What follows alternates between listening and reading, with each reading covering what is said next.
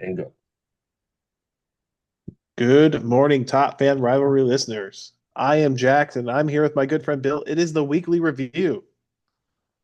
We are back again. Yes, it is the weekly review. And Jackson, I look forward to this all week long. This is actually um, this is actually going to be broadcast, obviously, on the Bleacher Brothers Sports Network. It'll be on YouTube. So, by the way, hit the mash that subscribe button. Yeah, Not subscribing to this.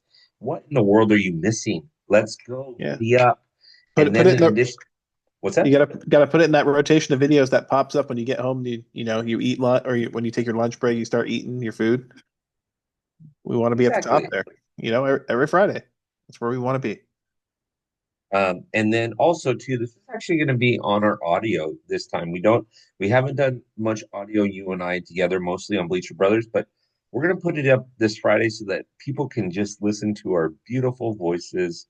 And when they watch the YouTube videos, Jackson, they're going to know we have faces for radio. We can't Yep. hide that, Jackson. There's Yeah. nothing we can do. No. No. But they will see Yeah. my cool hat for tonight. So Too awesome. Too I, awesome. I'm not gonna spoil it. So you have to watch the video if you're curious. So. That's right. I won't even spoil it. Okay, so here's what we do. If you haven't listened to the weekly review, shame on you. I'm just teasing. I'm just teasing. Yep, yep, yep. Here's what we do. Jackson and I, depending on time, will go 5 rounds where Jackson will mention something that's happened this week in one round, and then I will talk with him a little bit about that. Then I'll mention something that happened this week, and then he'll talk to me a little bit about that. And we go back and forth depending on time. And then if we get through all 5 rounds, well, then we'll do honorable mentions. So let's do it, Jackson. You start. You are always the leadoff guy, Jackson. I don't have a quiz thing to stump you with, but I do have a start one, bench one, cut one. Today, I want to see what you'll say about it. It's epic. Tell me what your number one is. The Baltimore Orioles became the third team to fire their manager this season. They fired Brandon Hyde uh, early this week, and yeah, they're not well. They're sitting at the bottom of the AL East. Uh-huh. Pitching's bad. Their hitting's regressed. They're 16 games under 500, and no team that's been 15 games under 500 at any point has ever made the playoffs. Bill, Mm. and it might be a little. It's always a little premature, but I think the Orioles season's over. Ooh, you're only talking 48, 49, 50 games into it, but you think it's over? Yeah, 16 games under. Ladies and gentlemen, this is also the guy that said the A's are going to win the West, and the A's are currently sitting in the cellar, Jackson. So I'll get to that in a minute, but you know, Jackson, don't yuck my yum. Bill, don't yuck my yum. yeah. So the best record any team that's been 15 games under 500 has mustered the 2005 Astros. They were 14 games under 500. They're the only team to make the playoffs 14 games under 500. They went 89 and 73. But you got to remember that's back when the NL Central had six teams. So That's true. that's how long ago it was. That's true. That's true. Yeah, that's I mean, we don't call him the that stack guy for nothing. I mean, he knows a few things. So Jackson, I love that, man. Like, good call. Good call on on that. So I like it. I like it. Jackson, I wish that I had for my number one, I wish I had that sound, the vroom vroom, like the car speeding away. Because I'm going to talk about two guys right now who are just tearing it up on the base path. And that is O'Neal Cruz. By the way, if you've not seen him play for Pittsburgh, he is about 6'3", 6'4", dripping wet, maybe 120 pounds. The guy can run like the wind, but he can Uh, hit the ball a country six mile, 6'4" isn't O'Neal Cruz like 6'7"? something like that. I don't know.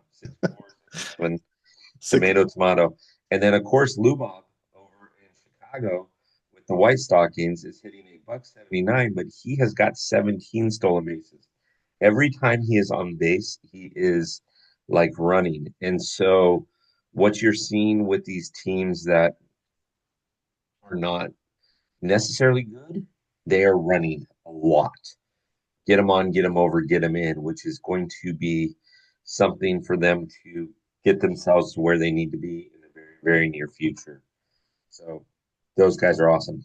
What do you think about O'Neal and Duval? Oh, O'Neal Cruz as a prospect was touted as a five-tool prospect. A couple of years ago, I picked him to be a breakout pick in an article, and then he broke his ankle like the second game of the season or something like that. All right. Yep. So, but I think he's finally coming into his own. 18 to 19 steal-ins, nothing to sneeze at. Uh, Oh, what I really like about him this year is his on base percentage is up to 350, which I think is a really big key for a guy with his skill set. Being patient at the plate and taking your walks, put yourself in the position to steal bases. Being patient enough to get the pitch you can hit because this guy hits the ball hard. it's the ball hard and a long way. Yeah. So I like O'Neal Cruz. I like what he's doing. And then Robert, I don't know how he's doing that hit 190, but good players find ways to be productive even when they're not performing. Or Lubob. Lubob. All right, Jackson, what you got for number two? Number two, it's becoming, I have the joke that we always talk about Aaron Judge every week, but it's feeling like we've talked about the Colorado Rockies every week for the past, I don't know how long. Uh, they lost again. They are 8-42 after 50 games, Bill. This is the worst 50 game start since 1895 when the Louisville Colonels started 7-43. Jackson, you just pulled out 1895, Yeah. 2 centuries ago, brother. That is And pretty amazing. and it's the only other teams who've had single digit wins after 50 games are the 1886 Washington Nationals, 1899 Cleveland Spiders, and the 1904 Washington Senators. Um, so the Rockies have gone and done it. They've made me forget about how bad the White Sox were last year because I don't know how they do it. Yeah. Well, the funny thing too, Jackson, is if you just take 50 and you times it out by three, obviously there's 162 games in a season, but you just times it out by three, they're on pace to lose 126 games just by that. And then if you look at their winning percentage, they're going to lose 90% of those last 12 games, which means they'll lose an additional 10 games, which means they're on pace for 136 losses. Less than 30 wins, Jackson. Less than 30 wins. That is ridiculous. Yeah, look, when you're in the company of the 1899 Cleveland Spiders, who were a team that were actively sabotaging themselves to lose, you're not in good company. That's all I'm going to say for this week. It's bad. I don't need to pile on them more. It's just, every week they find a new way to have the modern era record for worst start. Yeah. So I guess buckle up if you live in Colorado, enjoy the view, and just watch the other team beat the Rockies. I guess. Hey, listen, go for the other team, right? When I think America's team, the Dodgers, go there here pretty quick. So go and watch the Americans team. Baseball is funny though. So the Dodgers might come to town, the Rockies will like sweep them and lose like 15 in a row or something like that. You know, Yes. Bite your tongue, Jackson, but yeah, maybe. Oh, too funny. That's too awesome. Okay. My number two, Jackson, is the number 55. Do you know what that is? 55. Mhm.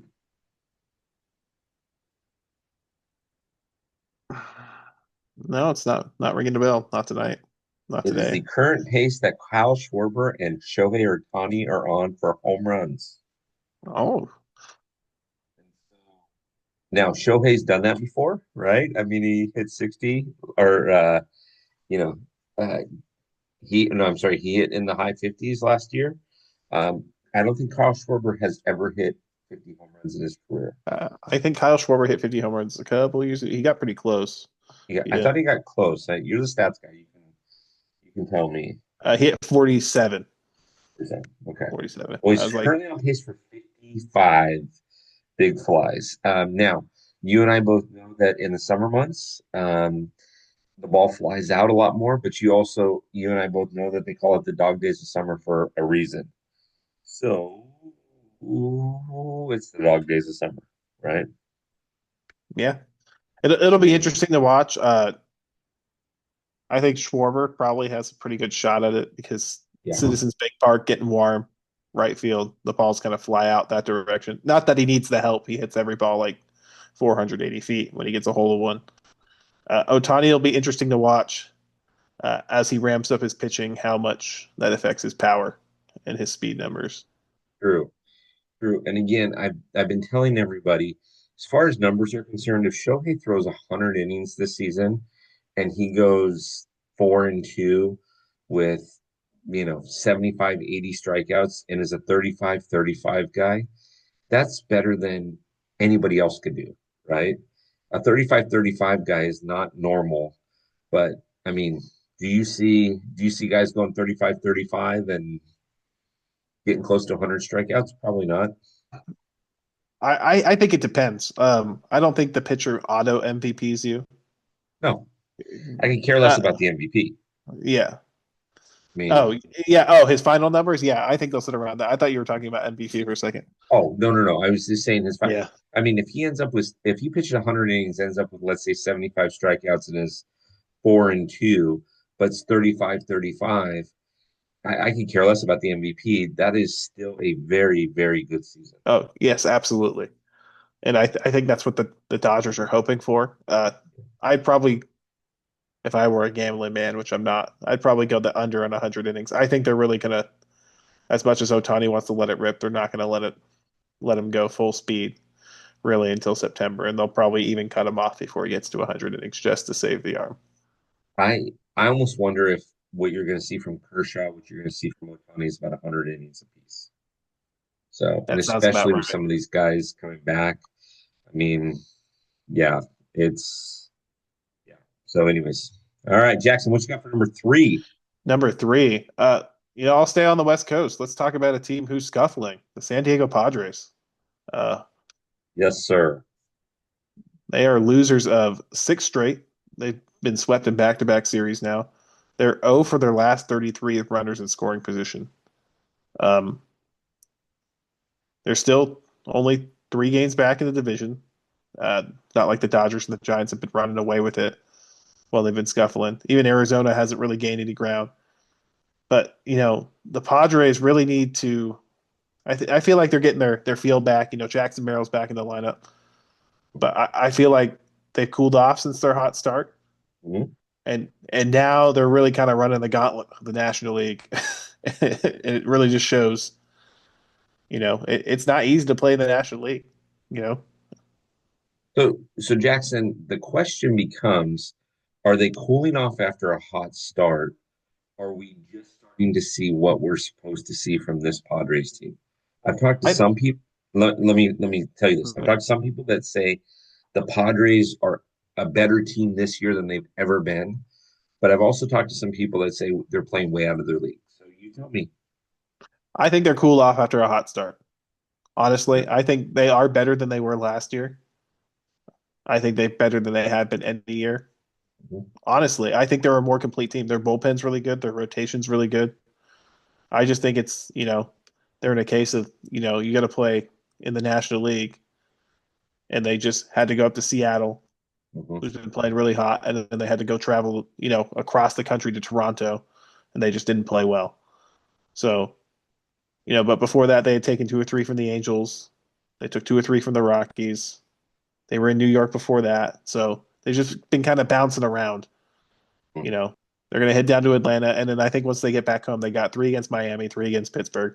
I think that's where they're going to start turning it back around before June's a gauntlet again. Mhm. You got San Francisco, Milwaukee, the Dodgers, the Diamondbacks, the Dodgers, the Royals. I think that's the stretch that we're going to definitively say, is this the real Padres team? The one that was the hot start, or the one that we've seen in the last week? Can I make a bold prediction with the Padres? Sure. We're going to see how early their season is over after that week and a half where they play the Dodgers 7 times in a week and a half. Because I'll tell you right now, let's just say for example, the Padres lose 5 out of 7 of those, right? And so the Dodgers pick up 3 games of ground on them. They have to be really careful with Arizona. They have to be really careful with the Mets, with the Braves, with the Phillies, and with the Cardinals. If they fall too far behind those teams that I just mentioned, and might I add the Reds, you fall too far behind and you might not be able to catch up. So I know that's a bold prediction, Jackson, but am I too far off on that? Uh, I agree. You don't want to fall too far behind. I don't think the Dodgers series is now necessarily going to decide whether their season ends or not. Uh, again, because the National League's so tough, there's plenty of chances to get back into the wild card race. I think this year. I think Yeah. as long as you're 5 or 6 games within 5 or 6 games, even heading into August, you have a shot because all these teams just got to play. Every other team in the National League. So True.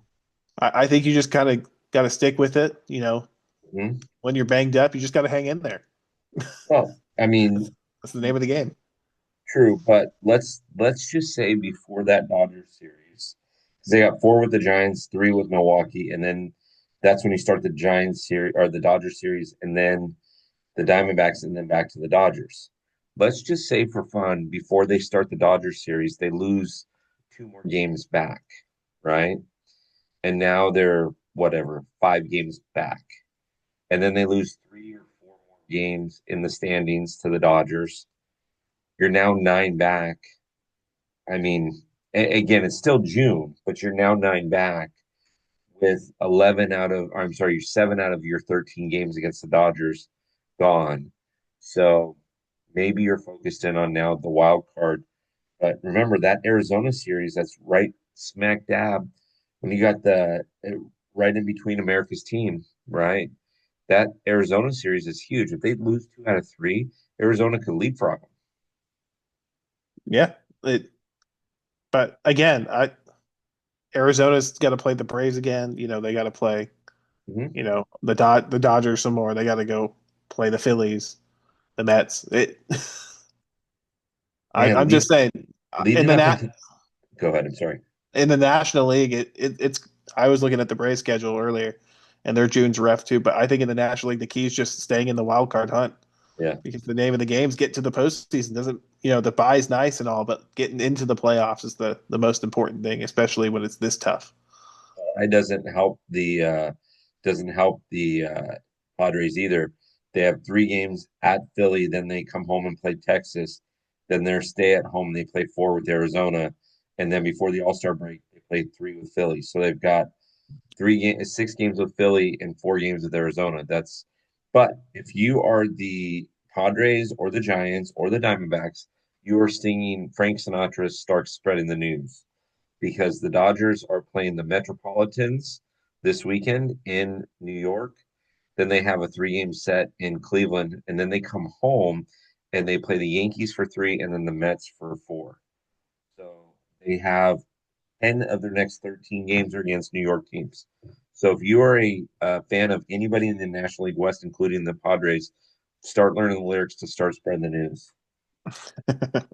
Yeah, Right? we were saying Wild Wild West. I just think it's the NL slugfest is what we should be calling it. There you go. All right. For my number 3, Jackson, I'm going to go into your division. There All is right. now a new leader in your division, and that is the Philadelphia Phillies. 2 games on the Metropolitan. Braves are hanging out right there at 500, which is absolutely phenomenal. Don't sleep on I mean, you can sleep on Miami, but don't sleep on Washington. Washington's got a lot of good guys, although one of their young phenoms in Dylan Cruz is now going to the IL. But that 3 horse pony fight that we've been talking about, yeah, it's now there. Yeah. Yeah. If you want to talk about the NL East, I think it starts this weekend. Ronald Acuna Jr. is due back Mhm. tonight against the Padres on Friday. So I think this is going to be a real test. The Braves have played a lot better with him in the lineup than without without him in the lineup. Excuse me, man. Talking It's so it's hard it's sometimes. it's Yeah. it's Yeah, It's the only language we speak. yeah, you get it. What has impressed me though with the Phillies going, talking about a division rival is how well they played, despite guys like Aaron Nola hasn't been good this year. He's Yep. on the injured list. Bryce Harper hasn't really been hitting. Mhm. They've really been carried by Kyle Schwarber and surprisingly Jesus Luzardo, who's been, probably the trade of the offseason acquisition. I would take a gander at saying because he's been the best lefty since Randy Johnson, to start a season the way he has. So it's really interesting to see how the Phillies have kind of won without their big guns. Mhm. So it's a scary thought for the rest of the NL, and I think they're in a really good position, to maybe win a second straight division title, Yeah, much to my chagrin. much, much to your chagrin. There Yeah, you go. they're in the There you driver's go. seat. The yeah, it's I mean, it was all Metropolitans, and then the Metropolitans got a little cold, but you can't get cold in that division.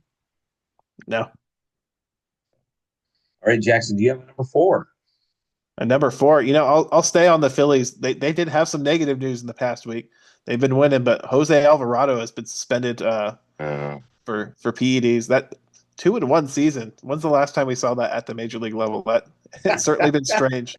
But I think this is the Phillies' only Achilles heel. Kind of piggybacking off that is their lack of high leverage bullpen arms.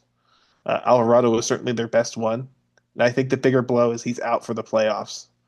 If you've watched the Phillies in the past couple of years in the playoffs, they deploy their high leverage relievers early and often come postseason. So this is interesting how it's going to impact the trade market, you know, going forward because the rumors are the Phillies, because we love rumors here on the weekly review. the rumors. The rumors, but the Phillies are looking for another reliever because they need one. Well, they do now that they've got a suspended player. Yeah, I read the article. It was a weight loss drug. The Phillies think that it was. They didn't realize that it was a banned substance. Yada yada yada. But it's a that's big blow. almost like a political ploy, right? Well, you gotta say that to make people feel better. Yeah, uh, but it is what it is. They're still in the driver's seat. I think if this is the biggest problem you have as a team in first place, you're doing pretty good. Yeah, yeah, yeah. Exactly, exactly. I knew when that news came out. I knew that you might mention it, but I was surprised that it took to get to number four to mention that.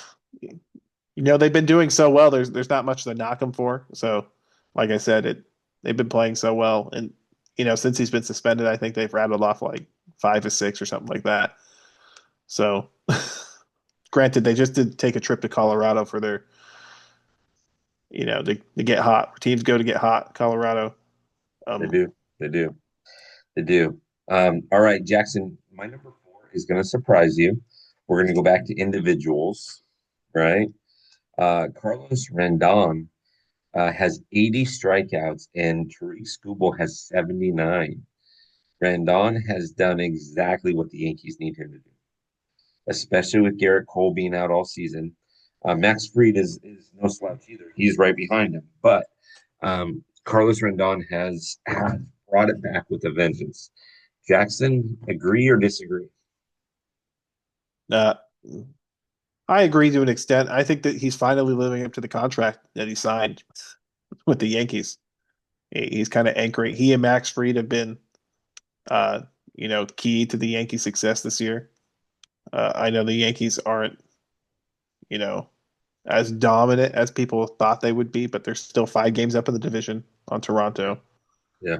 Um, I don't think any of us. I mean, I think it was like a 50-50 split. People picking Boston and New York to win the division. But I think the Yankees have shown, even without Garrett Cole, they are the team to beat in that division. And that could very well be the case, but I mean, this guy, you're right. He is living up to the contract that they paid him to get, but he was definitely a guy that they needed to live up to his contract because I mean they paid him an awful lot of money. I mean, he's making over 27 mil tickets this season, and he's still got 3 more seasons with these guys. Had some great seasons in Chicago. Had a pretty decent season in San Francisco, but definitely having a much better season. Um, much better season with the Yankees this last season. And remember, last season he was 16-9 with the Yankees. But Yeah, he's building off a solid year from last year. You know, a 3.96 ERA, 175 innings. I think that's the key. His health. As long as he's healthy, I think he's good. That's just kind of been his career trend. He's one of those guys that isn't healthy often, but when he is, he's really good. yeah, yeah, I agree. Well, Jackson, before we get to your number five, we definitely want to make mention of something. Obviously, with it being Friday today, at noon, if you're listening to this at noon, the Top Fan Rivalry team store will have our next box break in it. You can get any team you want that has not already been taken by club members, the 27-ounce club members. They're $10 a piece. The box break is the 2019 Topps Heritage High Number box, which has rookies like Pete Alonso and Fernando Tatis Jr. You also have an Allen and Genter 2023 blaster box. And if you buy not one, but two teams, you get a chance to be entered into what we call our Wheel of Success. And if you win that Wheel of Success, you will get a pack of the 2013 Panini pack that came out of a hobby box. So it could have an autograph in it. And it could have a rookie autograph of Michael Trout as well. So those box breaks are always so much fun. Jackson, we break them on Monday night at 6 p.m. I know it's Memorial Day, but we break it Monday at 6 p.m. It'll be an awesome break. We're excited about that. It's the two great, absolutely fantastic products. So, Jackson, I am so excited about this. Yeah, it's always I think one of the best parts about opening packs, in any hobby, card packs, is I like opening the old stuff, the nostalgia stuff, the stuff that it's always Yep. fun to open stuff and reminisce on all the players you forgot about. Yes. It's a lot of fun. I opened a couple of packs not too long ago, what before the Rockies and the Diamondbacks even existed. And so you had Montreal Expos in there. It was awesome. It was absolutely awesome. So, anyways, Jackson, what do you got for number five? Number five, let's head to the AL West and talk about two teams. You mentioned one Okay. of them earlier. One's on in a free fall, the other one's on the rise. First, we'll talk about the Athletics, who have lost 9 in a row. Uh, Look, they can still win the division because it's the AL West, but it's looking rough. Rough time at Dodger Stadium. They dropped, the getaway game, 19-2, and they got swept by San Francisco. They just got swept in a 4-game series by the Angels.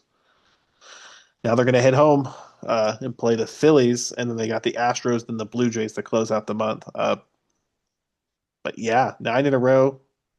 It's put them 7.5 back in the division. Um, Not ideal, especially when last week we were talking about how they were in first place.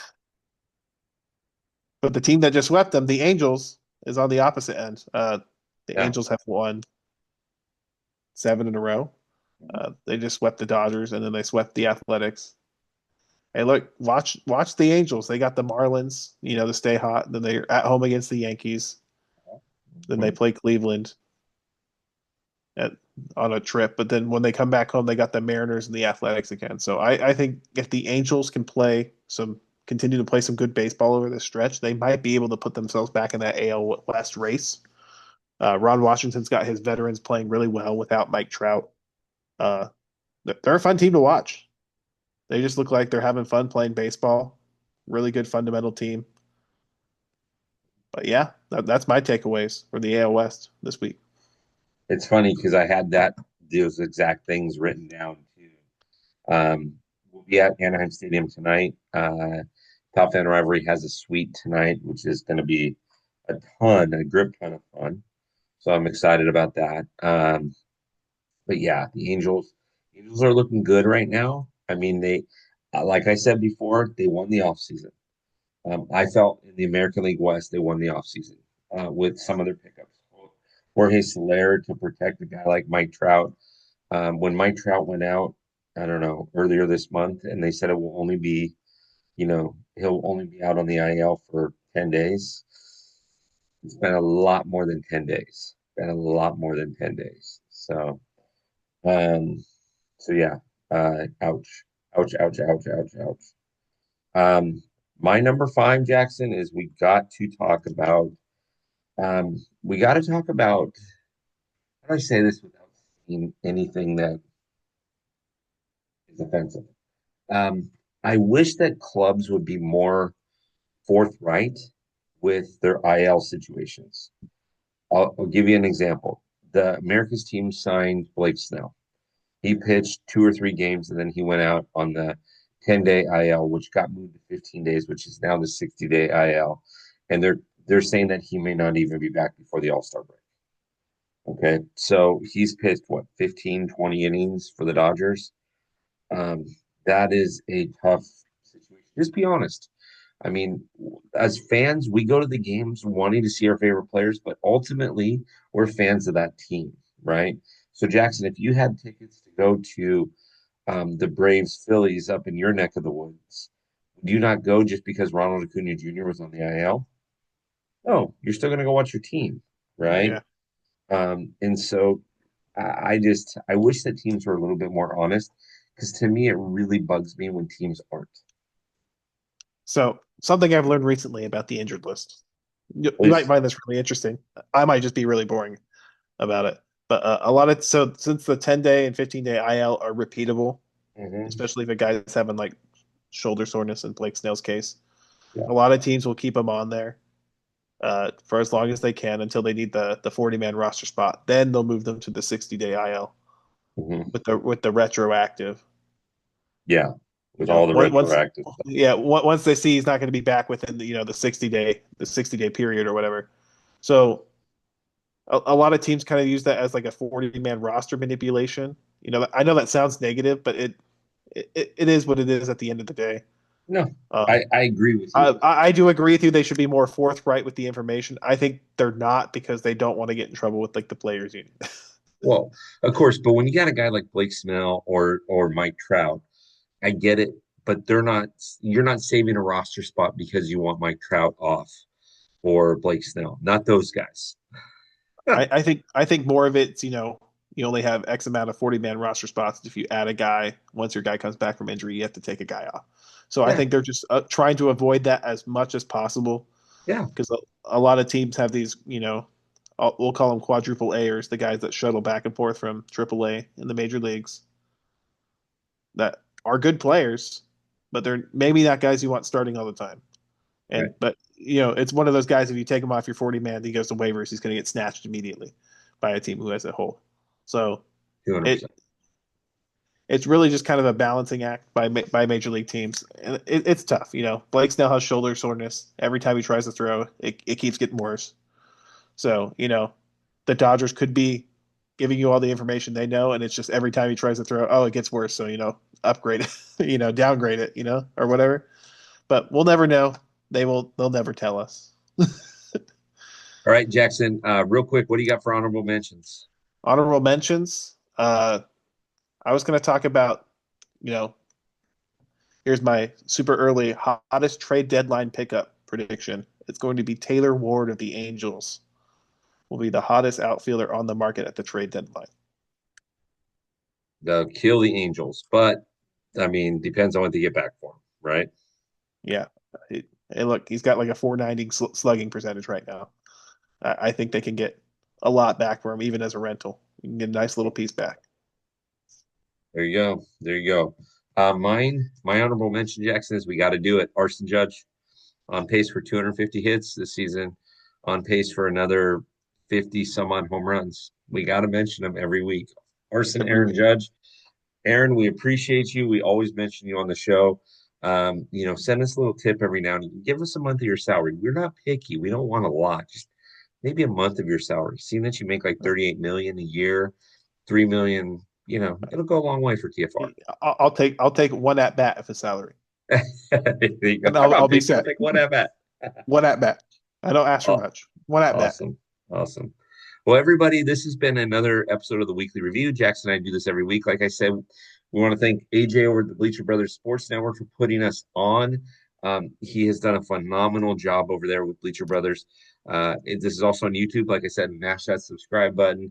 This is also on Spotify and on our website today, which we haven't done a lot with Jackson and I, but go take a look. They air every Friday morning. So we appreciate it. Jackson, I look forward to doing it again with you next week.